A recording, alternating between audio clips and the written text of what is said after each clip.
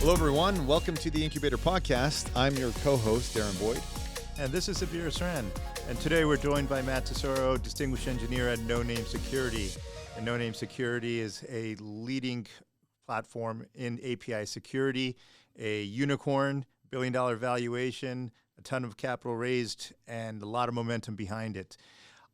Before we jump in, Matt, would you do us the honor of sharing a little bit about yourself and a background, and then we'll dive in.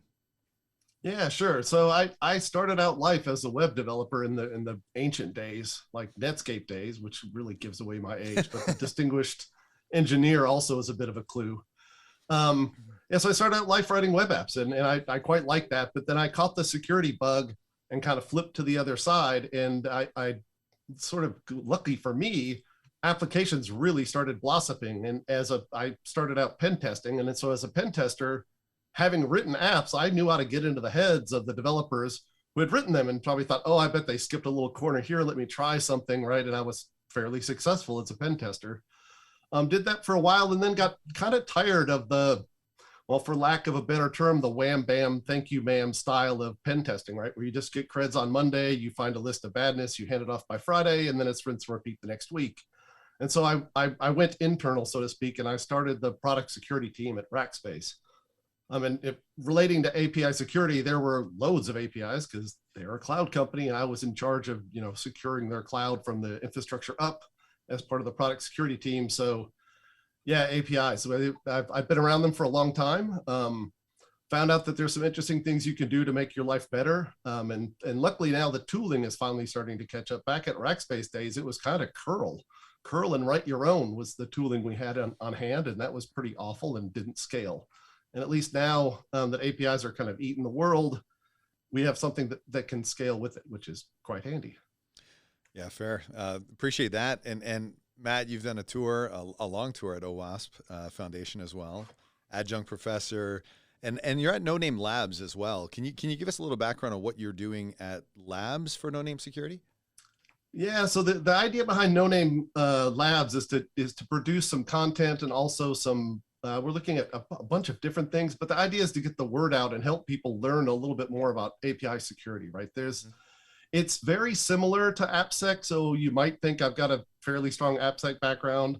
I'm good on APIs, and you do have good coverage. There's if you look at the two sets, there's a pretty good overlap between those two sets. But there's also a lot of stuff that's just very different and unique to the API side of the house. So the idea really was to do kind of two things: do some interesting research and produce some reports on what we find. And this is kind of greenfield research. We don't know what we're trying to produce. We're just digging up, flipping over stones. And then at the end, when we find out something, we're going to write that up. And then the opposite side is providing tools and techniques and information and helpful guidance to people to understand better what makes API security unique and different from what they may have been doing in a traditional Apsec program.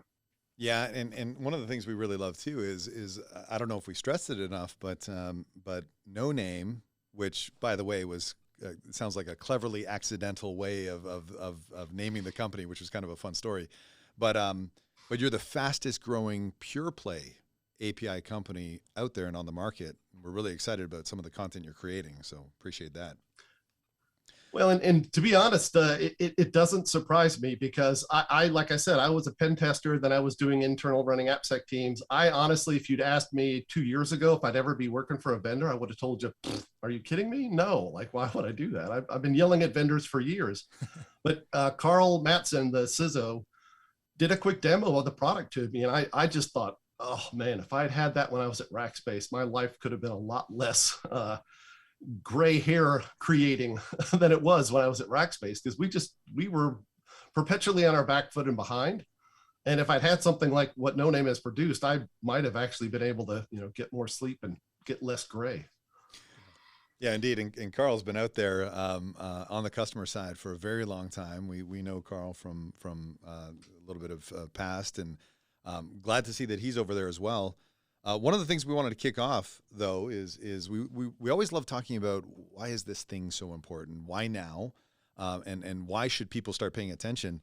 And one of the interesting things we saw, of course, a couple years ago, Gartner came out and said API abuses will be the biggest attack vector. They predicted at 2022. I think Jeremy DeHoyne came out and said, "Oops, we got there in 2021."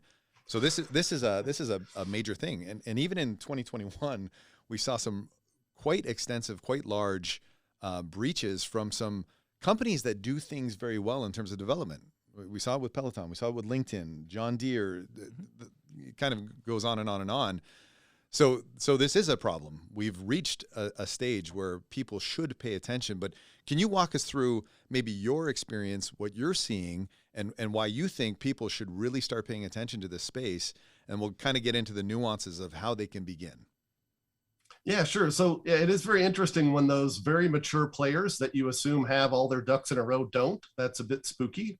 And the other sort of compelling factor here, if you look at how the internet has sort of shifted and changed over time, we were just happy with static websites back in the day. Then we started doing like interesting web formy things, web form type things on the internet. But now we're to the point where we have mobile, we have tablets, we have Internet of Things. We have all these different things that want to consume our information. And it's not just the traditional, I crack open a browser, I have requests and responses going back and forth. And so data has kind of become the new oil. And how you share that data, particularly with a diverse set of clients, is an API. I mean, that's just a fundamental part of computer science. That the crazy term, was it Akamai, I believe, said that 83% of internet traffic is API initiated. That's nutty. So it's kind of no surprise that the attackers are going towards APIs, because one, that's a shim between your company's data and the outside world, and two, that's where the action is. That's, my mobile client is talking to it, my web apps is likely talking to it. Like APIs are everywhere, and so it's interesting that companies now are just starting to realize that, like, wait a minute, we kind of have started with that. I remember 2 years ago when we got that first API for that thing, but wait a minute, we have APIs for everything now. And I think they're just waking up to the fact that these things have sort of organically grown kind of under the radar a bit, honestly. And now I have to keep track of them. I have to, figure out what's going on. And these things have sort of slipped by the normal controls and gates and inventory that we would do, because it's really easy for a company to say, we have a mobile app and we look and test that mobile app, or we have a web application and we look and test that web application. But behind both of those things are APIs, right? And sometimes you get some kind of coverage looking at the mobile or the web app, but you don't get full coverage. So on that note, Matt, what are companies doing today, right? So maybe they were caught off by surprise, as you indicated, with the growth and prevalence of APIs. So what or have they been doing to assure some level or degree of protection? Why are they not jumping up and screaming or crying bloody murder here for API security? Yeah, I think the biggest thing I've heard is just visibility. I think they don't know how big or little of a problem it is in any kind of quantifiable way.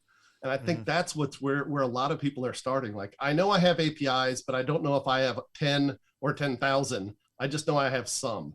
And then I don't really know what data is going over those APIs, right? Which is also a very important concern, right? So I think largely companies are concerned with just getting a handle on what their exposure is and what that represents in terms of risk. And I think that'll drive a lot of future conversations around, okay, like, now we know the state of affairs and we're probably not too happy with it. How can I now get my arms around that and shore it up and be confident enough that I can sleep well at night, to be quite honest with you? It's mostly visibility is what I hear. People, like, if you talk to CISOs, they kind of know that they have lots of APIs and they should be looking at this, but they don't have a feel for really how big or small a risk that is. And so getting a handle on it is pretty important. The other big driver I've heard is our devs want to go faster, which they do, and businesses aren't really going to argue with them there. But how do you go faster and know you have some kind of belt and suspenders around that faster dev cycle, right? How do I get more APIs out there quicker, but not lose sleep at night? And that's probably the secondary driver I've heard. It's kind of interesting. I think we could spend quite a bit of time on this, and we probably should. So some of what you're saying there is, it's almost like the imperative is maybe, of course, from the security side, that we need to get our arms around what's out there. And not only what's out there, is is it out there in a form that we believe it's out there, right? Because like really good development companies, I find they're going out there, they're designing the API before they ever code. They code, they document, they try and put rigor, they try and put standards. They have architectural patterns they follow. They even have security patterns they follow. This is that whole shift left. And quite frankly, we put so much on these engineers. Engineering is such a valuable resource to a company, and these engineers are incredibly valuable. But it seems like the imperative is beyond just that discovery, because now we've got potentially deprecated APIs, and are we actually deprecating those APIs once we flag them as such? And there's so much discipline that goes around that. But do you find that, is there any, I guess, is there any cry from the developer community to have capabilities such as this, or do you feel it's really driven by the security practitioners that want to make sure they're part of the process with this developer velocity? Where is it really emanating from? And is there at least a voice on both sides saying, recognizing the need? Maybe one voice is a little bit stronger, but is it across the board? No, I think it is across the board, because I am hearing from the developer side as well, saying like, I have an expectation, you have an expectation for me to create this secure thing under some time and resource crunches that are usually insane. I used to be a developer. I felt that pain, right? We need it yesterday. And by the way, it's 20,000 lines. So start typing, right? And no mistakes, right? Which of course is going to happen when you've got a gun to your head and you're typing code as quick as you can. But from the development side, it ends up being kind of at the other end of the spectrum. It's kind of a test side of the house, I would say, where I would like to be able to, as a developer, check in my code. If presumably you're mature enough shop with CI/CD runs, and part of that deploy, that initial pre-prod deploy of the API is some kind of security assessment, right? So that I know at least going out the door, I haven't added to our technical debt, our security technical debt, right? And that's been it's been interesting, because it's been on both kind of ends. I kind of see the what do we have as an inventory question, right? Like, what's my estate of as a CISO? I want to know all of the APIs that are out there and kind of what risk I have, and then I'm going to focus some efforts on the spookiest parts. When you flip to the other side of the house, it's, I know I have to produce code and I have to produce it at speed with velocity. I want some kind of sanity check at the very least, so that when I am writing this code, I can know that if I get over the hurdle of whatever this CI/CD security testing is, I have a good assurance that it's actually accurate. Mm-hmm. The other interesting thing that I've seen on the development side of the house, which there are some interesting ways to address this, is you mentioned it, the spec, right? Your open API or Swagger spec file that says, this is how my API acts and looks. Some of those are very incomplete. They may say that I get an int into this particular method, but they don't go to the granularity of saying, by the way, it's a phone number and it should have these things. And there's validation you can put in those open API specs that just gets dropped to the floor. It's a time thing. And then the flip side is you have drift, right? If I'm moving really fast, I may have had a spec that got written a week ago, but what gets produced doesn't match that spec. And we're just now getting to having tools that can do things like look at the reality of what's actually exposed on that API versus what the developers have on their documentation that says what's in that API. And like having done testing, I've seen some really interesting drift between the reality that the developers have for that API and what's actually up on the internet. Yeah. So Matt, it's about, velocity, developers, ease of experience, or the developer experience meeting the controls and guardrails put in place. So in effect, how does Noname accomplish this? Where does Noname play and integrate in this whole ecosystem? Yeah, so there's three major areas that Noname they do play in, that our platform covers. What we call posture management, right? And that's knowing what you have and the data that is being either requested from or sent from the APIs. So what data is coming in and out of the system, and what exactly is the traffic look like? Like, I have so many APIs with so many endpoints. And one interesting facet of Noname that I think some of particularly the DAS tooling falls short on, mm-hmm. is its definition of an API sort of internally is it's a host name, it's a path, and it's a method.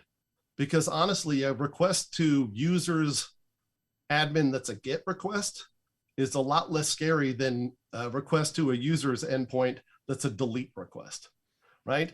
And if you don't have that granularity, if you don't make a distinction at that level, you can have some gaps in your coverage. But that's the posture management side of the house. The second portion of it is runtime protection. And so Noname's platform will watch the API traffic in an out-of-band configuration and tell you exactly what's happening, right? And there's lots and lots of testing, well, not testing, excuse me, but attack traffic that can happen that's very easy to spot, right? If I send an overly large request, that shows up like a lit up something or other at night, right? To something that's watching your traffic. Those runtime protections have a good deal of visibility into what's going on. And they also have the nice advantage of feeding back into the posture management. If you have a list of APIs, like I've done this before at product security teams, where I try to get a list of all of our apps or APIs. And by the time you have some poor, unfortunate FTE spend a year doing that, it's already out of date, right? Because you're watching runtime, I can keep that up to date automatically and know when there's a change, which is really fantastic. And then the final part is the SDLC part, or shift left, if you want to call it that. And this is where we have testing that is not only just sort of normal DAS testing, but it's informed by the traffic that it's seen in runtime. So it can be highly accurate, focused testing. And you can even reduce that testing to just a portion of the API estate, like only these particular calls with these methods I want to test because those are the spookiest of them. So you can have very focused, fast testing. Mm-hmm. So to be clear, Matt, currently DAST has its shortcomings in this space, but there's no clear actual product in the marketplace that addresses API security.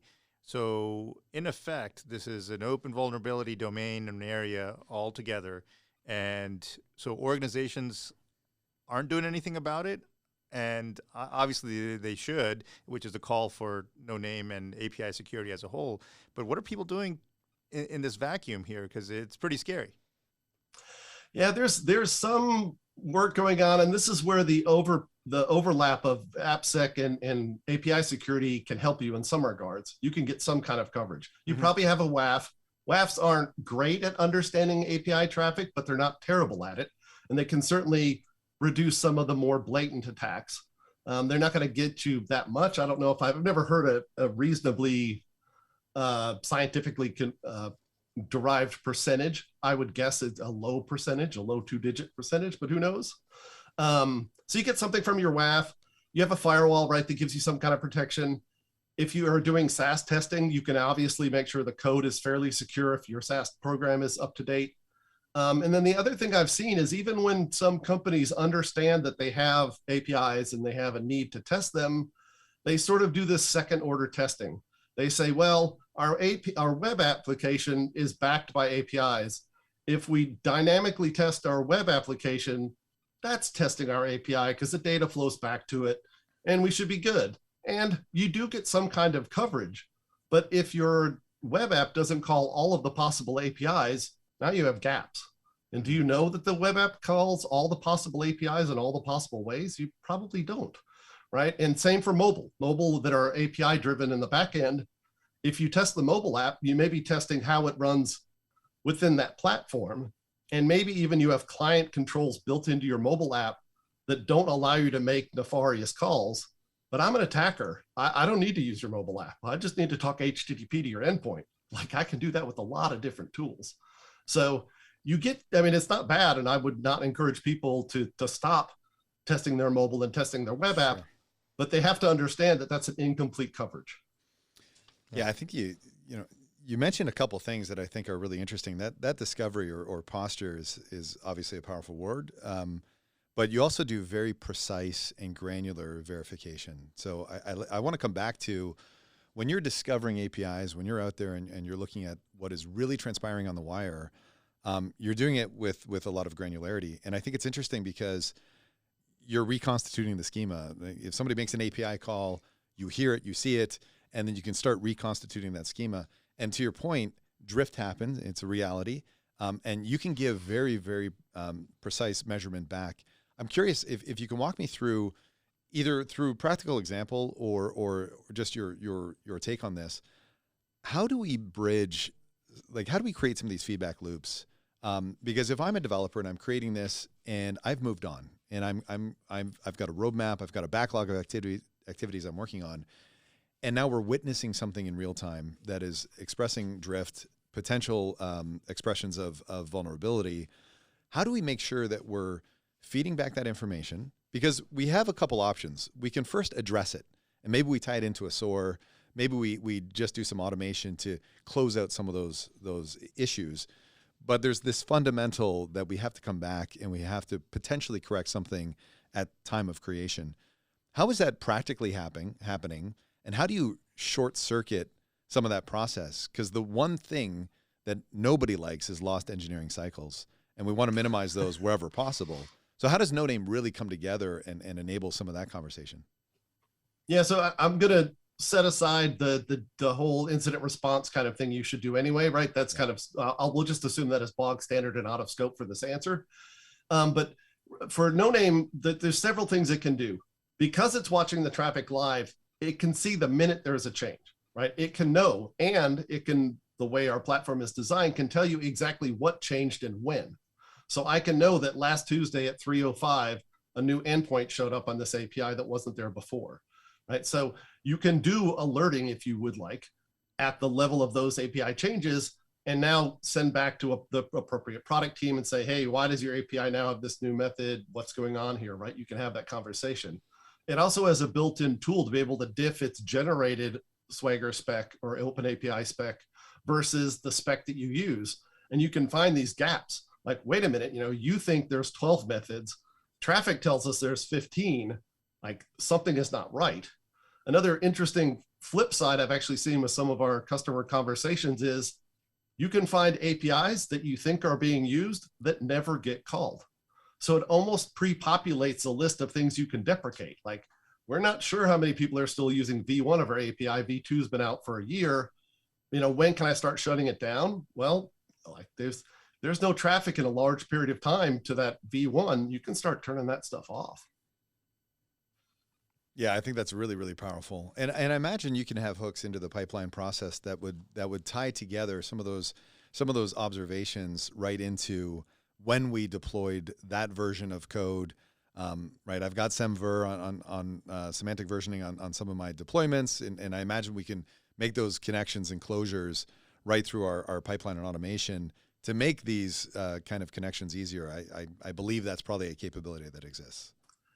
Yeah, definitely Noname's platform was kind of designed with the sort of we're better together mentality. There's 72, if I remember correctly, although we keep adding integrations like crazy. And so, yes, we can tie into things like your SIM. We can tie into Jira. We can tie into any kind of ticketing system to raise a Jira ticket to say, hey, you're on this product team. Why is there a new API? Those kind of things can happen all in as part of the platform, because one of the things you realize when you start looking at the API landscape is there's a lot of different players and stakeholders that are involved, right? You may have an API gateway. You probably have an API gateway admin. You have a network team, right? That's going to keep the packets flowing to and from your API. You have a product team. You may have product owners. You may have devs.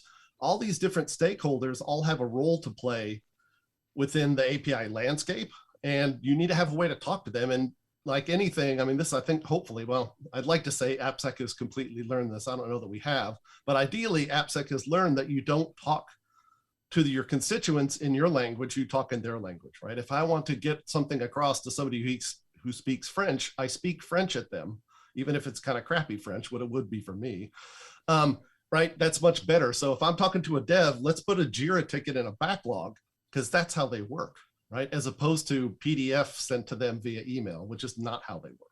Yeah. So, Matt, you mentioned integrations with your SIM and potentially SOAR aspects.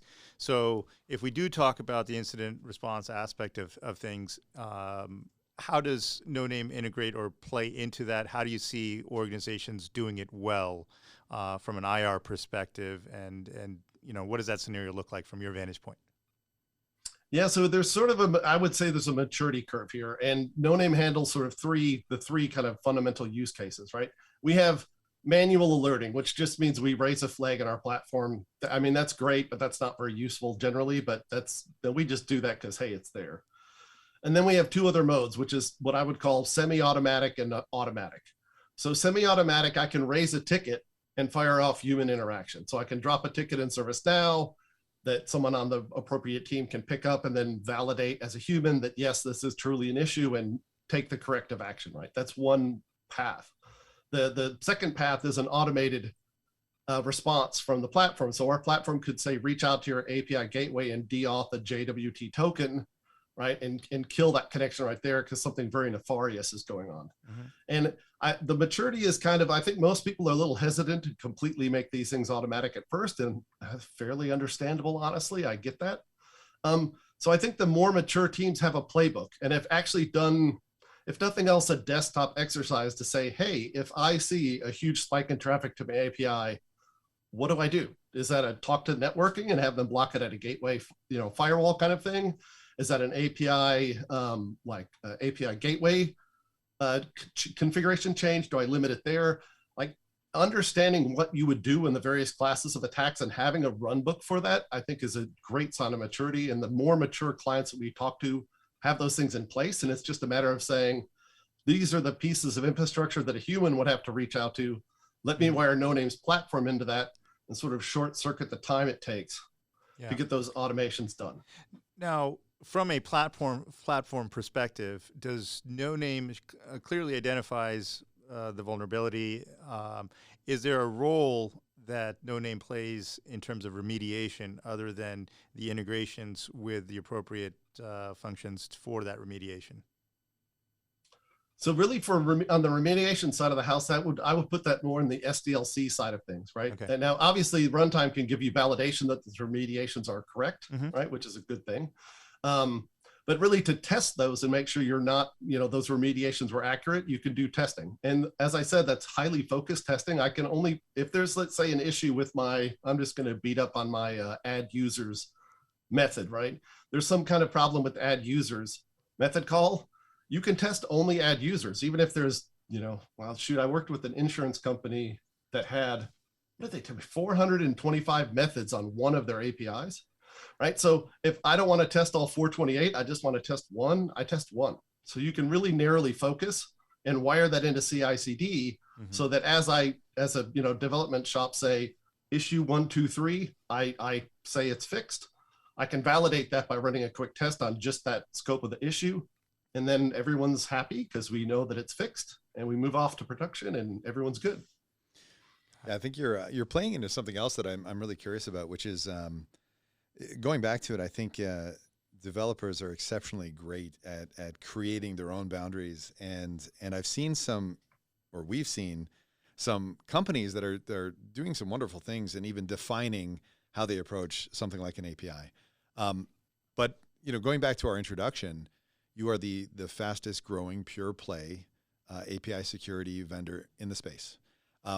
Are you going down a path of starting to articulate best practices around API development, best practices around API security? So there's the security, obviously, where you play, but of course that extends and blossoms out into other areas, including how you define, how you approach, maybe tenets, like, hey, we advocate that you should reuse as much as possible, make your API boundaries against business capabilities versus whatever. So there's lots of ways to start to craft an approach even, which we know that as that gets more and more mature and it gets tighter and tighter, of course that will make everything else cascade downstream more complete. And so is that something that maybe Noname Labs is starting to focus on, which is some of these real best practices that start to have kind of concentric circles out from the core of security, or is that something that it's too early yet to start to really share and promote? I wouldn't say it's too early, but it is still pretty early days. And I don't believe this material is live yet, although it should be very shortly. I did some work looking at the Owasp API top 10, right? The top 10 risks for APIs. It's kind of boilerplate, something you would do if you're worried about API security. And I took that and looked against the Owasp cheat sheet series. And the cheat sheet series for Owasp is a series of highly focused, like you have this issue, how do you fix it from a development point of view, not just this long diatribe of, multiple pages on what happens with cross-site scripting. It's like, here's how you fix it, right? It's very developer fix focused. And so we mapped all of those API top 10 to which cheat sheets make sense. So now if you have an issue for BOLA, we have a list of the top 10, or the Owasp cheat sheets rather, that say these are the things you need to address. So we're pretty early in that. The other effort that we've been working towards, and we've done this with some of our customers, is doing a sort of I don't know if you're familiar with Owasp SAM, the software assurance maturity model. But SAM is a way to sort of measure the maturity level of your Apsec program. Mm-hmm. And we have a focused version of it that just talks about API security. And we've done that for some of our customers, said, like, let's give you an assessment of where you're at right now and use that as a roadmap of how you can get better over time. Because, everybody would love to be better tomorrow, but the reality is you need to do this incrementally over time. And so a SAM assessment will give you that. Yeah. Let me double click on that, Matt. I did recently review a SAM maybe panel or a instruction that Carl was leading. So what's the ideal starting point? We've talked about that, hey, API security is, everyone's kind of wake up call in terms of an emerging real threat and vulnerability. So do they start with actually understanding from a SAM standpoint, or where do you think that they should start out to address API security and implement a solution like Noname into their organization? I would definitely say, if you haven't already done some groundwork to understand, the need and the risk profile you have and how mature you are in that field or that area, I think SAM is a perfect thing, because it really does sort of give you a nice vendor agnostic look at, this is the state of affairs today, right? And you kind of have to know that to know where to focus your efforts. I having run Apsec programs, like, I needed to know how mature we were to understand where I can. I only have so many sort of FTE resource chits I can put on the table. I need to understand where to place those most effectively. Mm-hmm. And with something like SAM, I can do that, right? I can understand this is a substantial weakness compared to our other areas. This is where I want to double down on my limited bandwidth of FTEs to get things fixed and shore up. Yeah. Well, just going further on that, so DevSecOps has security done well in organizations, right? And we want to have SAM and a maturity model put in place that introduces more burden or overhead in terms of the security teams, in terms of the developers. So how best, in your view, from a practitioner standpoint, do we bring this all together, right? Amidst everything else that is out there in terms of the pipeline integration, Apsec programs. How do you see it in perfect scenario, this happening? And just a follow on to that, so SAM is out there from an Owasp perspective. Folks can kind of evaluate it on their own. Is this something that Noname also has kind of a view into it as part of any type of support you guys provide to clients looking at API security? Gotcha. I would definitely say, like, fundamentally, if you're going to start making decisions to focus on risk reduction, the more data you can have, right? And you come into this interesting dilemma of, I'd like to gather data, but at some point I have to say I've got enough data to make a decision, mm-hmm. right? It's sort of where is that fundamental inflection point between a guess and a decision, and it's how much data you can gather, right? And so I like to think of a SAM assessment as a way to get something driven from a best guess kind of decision to a true data-driven decision. And I forgot your second question about Noname. Dang it, I got too into the weeds. Well, if we collect that data from a SAM assessment, right? So now Owasp provides all the data or structure from a SAM framework for an organization to do it. Does Noname take a view of that and say, hey, here's kind of an API version of it for you to look at and kind of accelerate that, because doing any of these assessments, collecting all this data is already a burden on top of teams as it is. Yeah. Yeah. No. Okay. Got it now. Yeah. I'm back. Thank you for that. And yes, definitely. That's one of the things we do is we have a lot of very good engineers, right, around Noname that guess what, deal with APIs all day long. And so they'll help you focus that on the scope of just your API suite and can ask you really pointed questions. And we have people that really understand a lot of the pieces of infrastructure, right? People that used to work at MuleSoft and really get that gateway. People that used to work at Kong and really get that gateway, right? So we have the expertise in-house to really laser focus those assessments on the infrastructure that you have, because you're right. I mean, the SAM is fantastic as a generic piece of assessment material, but you do have to tailor it to your business. And if you don't understand your API space very well to begin with, you may not even be asking the right questions of the people that you need to ask. So that's where I think the value add from Noname is. And I'm really curious about that too. So you're right. Everybody has limited cycles. Security tends to be really anemic in terms of FTEs, and they have so much responsibility in front of them.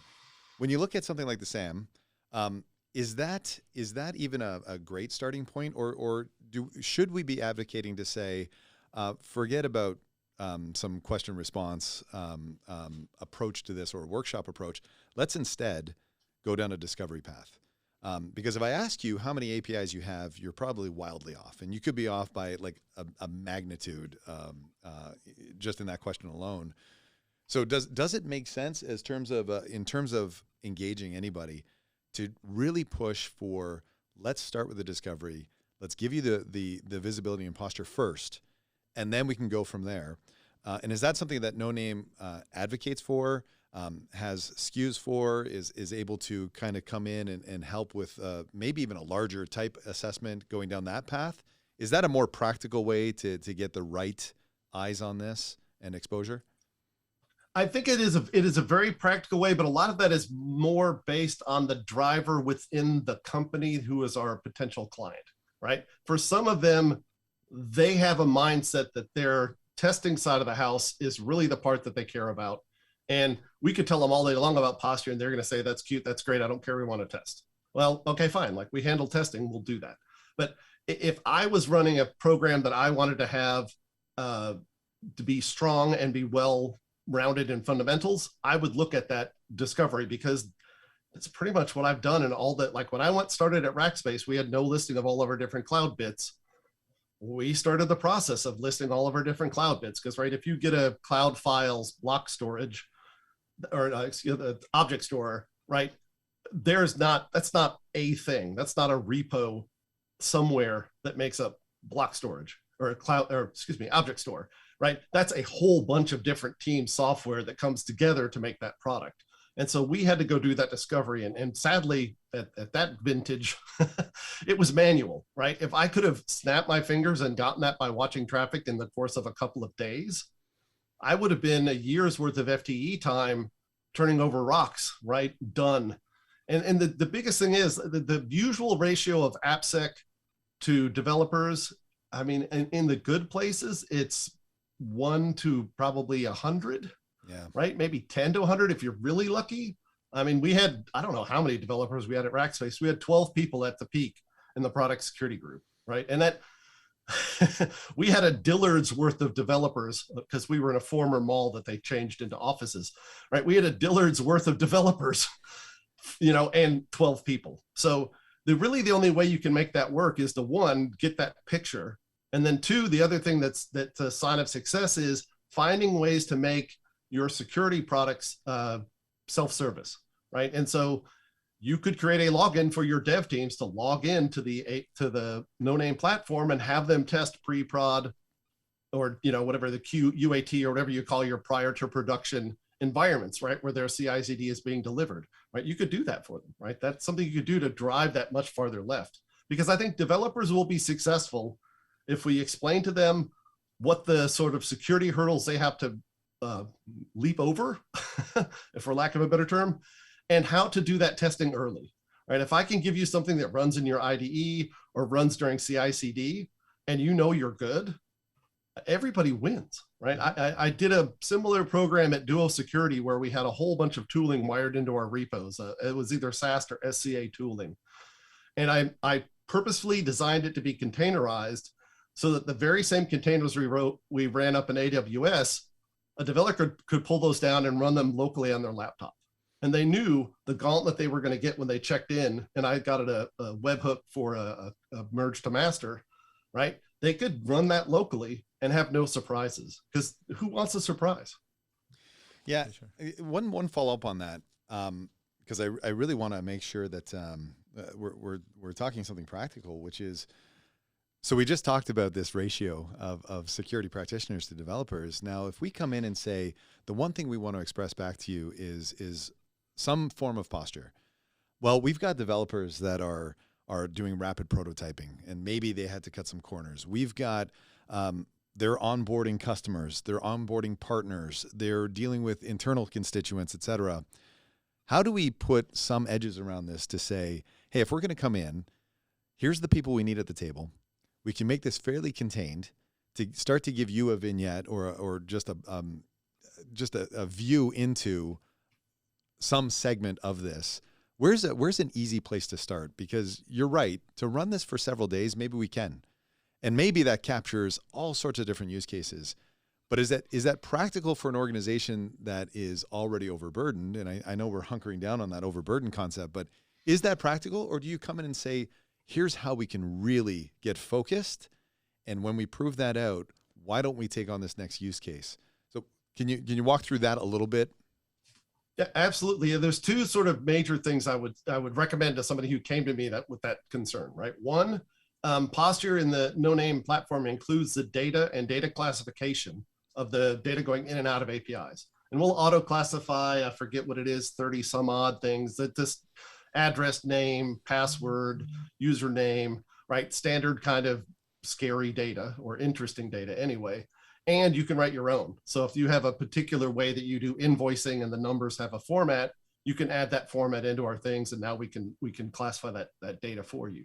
So the data classification is great because you can quickly weed out things that are important but don't have, say, regulatory data in them, right? If you're a healthcare provider and there's HIPAA stuff, I need to look at the HIPAA stuff first, just pragmatically, because there's real world regulatory consequences to not doing that right. So that's one of the two approaches. The second approach is the Noname platform will auto-categorize your APIs, but you don't have to use only that. You can categorize them and bucket them and organize them and group them in any sort of way that makes sense for your business.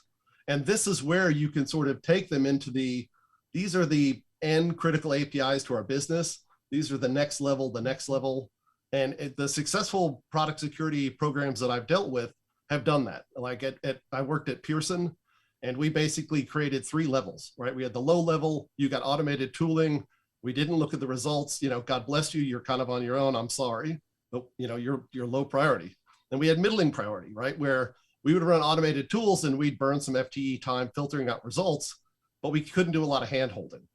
And then the high tools got full manual testing, full filtering of results, and they got the full Monty, right? And that was the only way to sanely break that up, because like you said, you're resource constrained, which means I got to spend my time dollars where I can get the biggest bang for my buck. Yeah, I appreciate that. Yeah. Matt, just one final follow-up. So what would you say is parting thoughts for organizations, security, developers, Apsec programs in terms of where to start, how to start? I know we've covered a lot of that, but any parting thoughts that you would crystallize to light a fire under folks? Well, I would definitely say you probably have APIs today, even if you don't know it. So one, just get some kind of a handle on what you have out there. And the biggest thing to me is it's so hard to make good decisions with resource constraints without some visibility. Mm-hmm. And I think our platform provides visibility rather quickly. A couple of days, 3 days is not so bad to get a handle on all of my APIs, what data is going in and out of them. And there you can start making really educated decisions to swing the axe at the biggest portion of risk to chop it off, and then reevaluate and iteratively grow this thing over time, because it will have to be iterative. And you have to, well, you don't have to, you can do wild guesses, but your efficiency isn't going to be all that great. Like it does you a great service to be able to have data that backs up those decisions, right? So you're not guessing, you're deciding. Yeah. Well, Matt, this was very informative. Thank you for sharing all your knowledge here. We'd like to take it back to a lot of our client base, if you will, and have some spirited discussions around API security. Yeah. And again, thank you for that. Yeah, and congratulations on the Series C. I know it's a few months ago, but that was a tremendous raise. So congratulations on that. Yeah, we're growing like gangbusters. It's amazing. Like I said, the whole reason I ended up here was I flipped into I went to the dark side and went to the vendor space after seeing the product because I just thought, oh man, I wish I'd had that. Yeah, that's perfect. Right on. Thank you very much for joining the show, and we'll hope to have you on again soon. Yeah, thanks for having me. This was fantastic.